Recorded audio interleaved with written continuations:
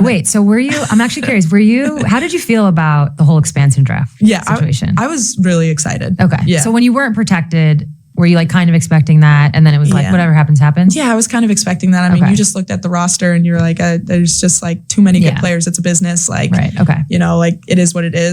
Whatever happened, happened. But yeah, I mean, I think in ways people can be like, oh, like, man, I didn't get protected. Like as like an athlete, you know, it's kind of hard not to be like, oh, they didn't want motivation. Me, you know, totally. Like, or like kind of feels like a failure in some type of way, or like rejection maybe is a better word. Kate Martin entered the WNBA carrying the kind of monumental momentum that most rookies can only ever dream of. She was riding the absolute crest of a historic wave, a wave that had fundamentally altered the entire landscape of women's basketball forever. But as anyone who knows the brutal, unforgiving nature of professional sports will tell you, momentum is an incredibly fragile thing.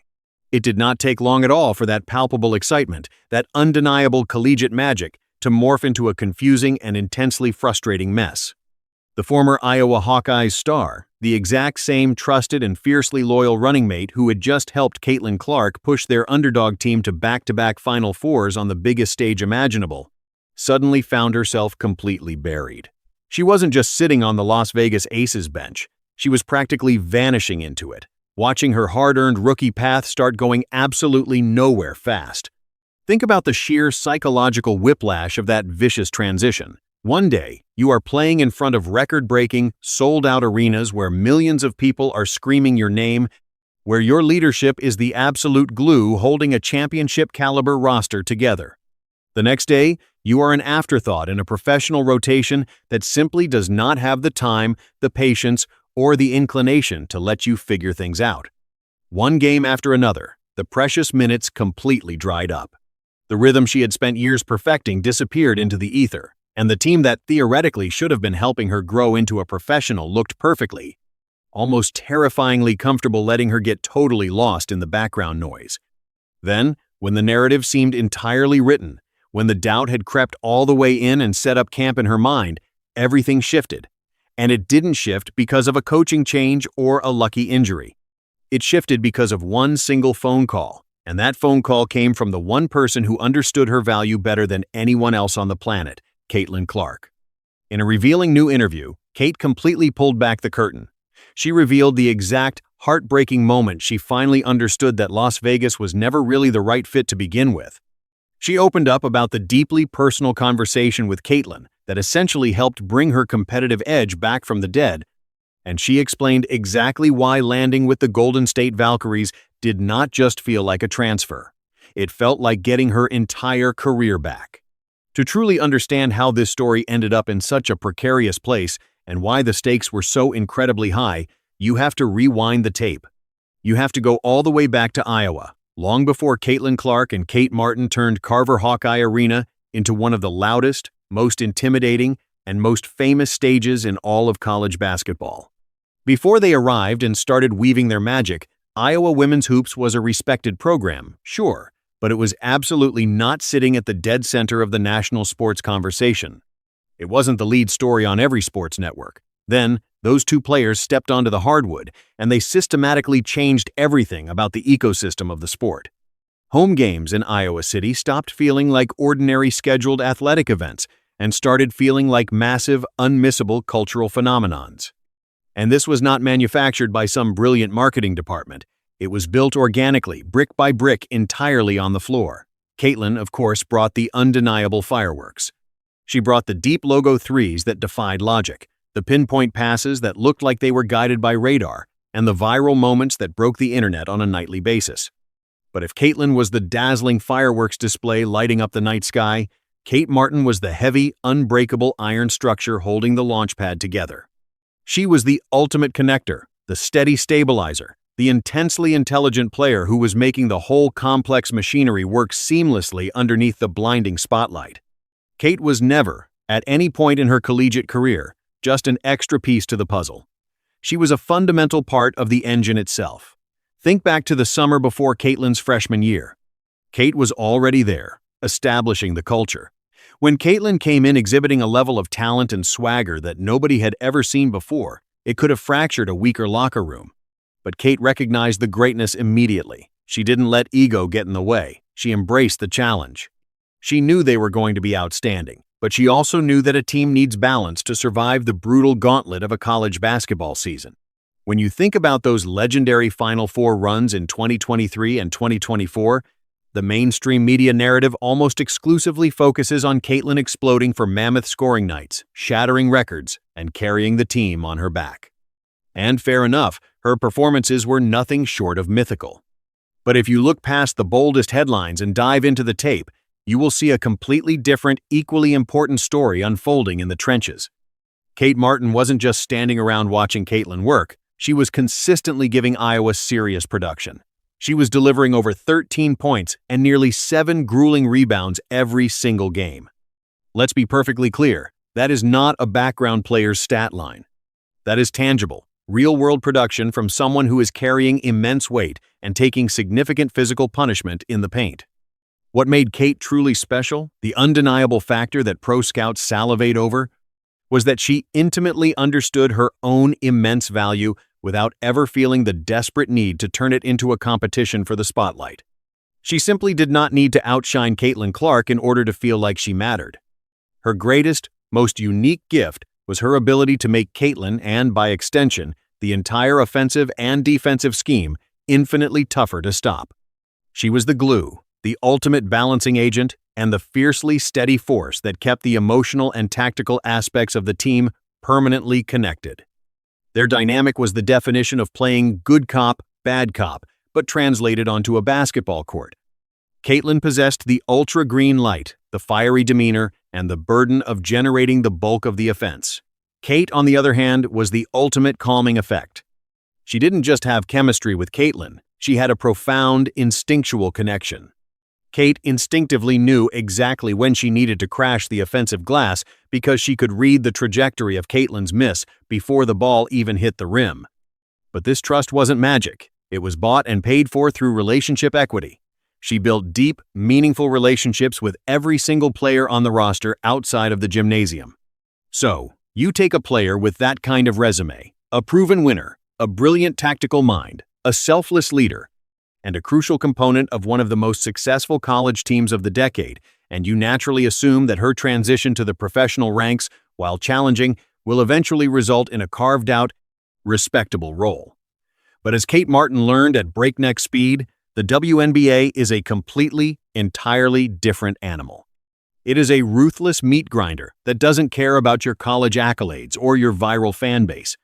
She probably walked into training camp believing with every fiber of her being that the exact same potent mix that made Iowa so incredibly dangerous chemistry, grit, sharp instincts, and smart, unselfish basketball would be her golden ticket to a long career in the pros.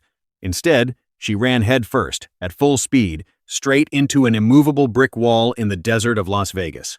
The Las Vegas Aces drafted her, which on paper looked like a blessing.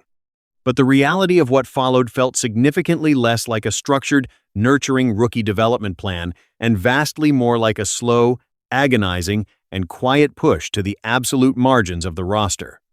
The Aces were not a team in a rebuilding phase looking for young pieces to mold. They were a terrifying, well-oiled, championship-winning juggernaut. While reigning MVP Aja Wilson, the brilliant Chelsea Gray, and the rest of Vegas's established, elite veteran stars understandably soaked up every single meaningful minute of court time, Kate was mostly stuck rotting on the sideline. She was forced to watch passively as her narrow window of opportunity, her chance to build any kind of professional momentum, simply vanished into thin air. The statistical decline is stark, depressing, and paints a crystal-clear picture of her reality. In the bright, optimistic month of May, right at the beginning of the season, she was actually seeing the floor, averaging around 20 minutes a game. For a rookie trying to desperately find her footing in the toughest women's league on earth, that is a highly solid, highly encouraging start. But as the season ground on and the games became more consequential, that number plummeted. By the time September rolled around, her playing time had been brutally slashed to a mere 11.5 minutes a night. Naturally, her offensive output crashed right along with her minutes. If you are a casual observer, you might look at those numbers and assume she simply couldn't cut it. But if you understand the context, those numbers do not scream a lack of inherent talent. they scream a severe, critical lack of runway. The exact same dynamic, intelligent player who was aggressively crashing the glass, making incredibly smart defensive reads, and hitting highly contested, clutch shots on national television just a few months prior in college, was suddenly being completely reduced to a cheerleader. She was told to stay ready on the bench, but was never actually given a legitimate, uninterrupted opening to prove that she could translate her game to the next level. And when the high-stakes pressure cooker of the WNBA playoffs finally arrived, the situation somehow managed to get even uglier, even more disheartening. Across 6 intense playoff games, Kate Martin saw the floor for a grand total of 3 minutes. Let that sink in. 3 total minutes of garbage time. At that specific point in a season, a coaching staff is no longer talking about player development or working through rookie mistakes. They are talking about a final, concrete decision regarding who they trust to win them a championship. And the decision that head coach Becky Hammon and the Las Vegas Aces made was incredibly obvious, loud, and painful. Kate Martin was absolutely not a part of their real executable game plan. But then came the spark.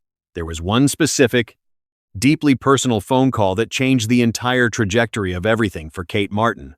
One brutally honest conversation that aggressively stopped her career from fading completely into obscurity in the Nevada desert. Sitting at her absolute lowest point emotionally, feeling completely buried on the Aces bench, and actually starting to seriously wonder whether she truly belonged in the WNBA at all, Kate reached out to the one person she had always unconditionally trusted when the basketball world got too loud and cloudy. She picked up the phone and she called Caitlin Clark. This was emphatically not just a casual, friendly catch-up between old college buddies. It was the exact kind of raw, vulnerable call that completely resets your entire mental framework. Caitlin was obviously already dealing with her own intensely harsh adjustment period in Indiana, facing the terrifying speed, the brutal physicality, and the unprecedented, crushing pressure of being treated like the sole savior and face of an entire professional league. But the exact moment Kate explained what was actually happening behind the scenes in Vegas, Caitlin instantly understood the core issue. She didn't offer empty platitudes. She diagnosed the problem. It wasn't Kate's talent that was failing. It was the setup around her that was broken. Caitlin told her exactly what nobody in the Las Vegas organization seemed willing or able to admit to her face. Kate was not failing as a basketball player. The environment was aggressively failing her. That conversation hit with the force of a freight train because it came from a source with absolute credibility. Caitlin forcefully reminded her of the incredible legacy they had built together at Iowa. She reminded her of the unbreakable trust, the seamless chemistry, the elite feel for each other's game, and the undeniable reality that Kate's mere presence on a basketball court always made everything run smoother and more efficiently for everyone else. Caitlin helped Kate see through the dense fog of her own self-doubt. She made her realize that true, lasting success in this league is not always about stubbornly forcing yourself to survive in a place that fundamentally does not value you. Sometimes, the bravest, most necessary thing you can do is aggressively seek out the right place. Suddenly, the terrifying prospect of leaving the reigning champions in Vegas did not look like throwing in the towel or giving up. It looked like the ultimate act of empowerment. It looked like finally choosing herself. So, when the news broke that the Golden State Valkyries had officially selected her in the highly anticipated expansion draft, it did not feel like a minor, insignificant transactional move. It felt like a massive, life-altering fresh start. The Las Vegas Aces had essentially treated her like she was an expendable, easily replaceable asset. Golden State, on the other hand, drafted her because they believed she fundamentally mattered to what they wanted to build. The Valkyries knew exactly what they were getting. They weren't drafting a project. They were drafting a proven leader, an elite, high IQ communicator, and a foundational player who actively shapes and elevates the culture of a locker room before she even takes a single warm-up shot. In her very first interview representing her new city, Kate dropped a quote that perfectly encapsulated her renewed mindset. She said, "This league is all about opportunity, and sometimes you only need one real chance." That perfectly summed up the entire journey. Caitlin Clark had given her the vital belief to finally bet heavily on herself, and the Golden State Valkyries had stepped up and given her a massive, pristine stage to make that bet actually count. This is not just a feel-good sports comeback story. It is a masterclass lesson in having the sheer audacity to relentlessly believe in yourself before anybody else does.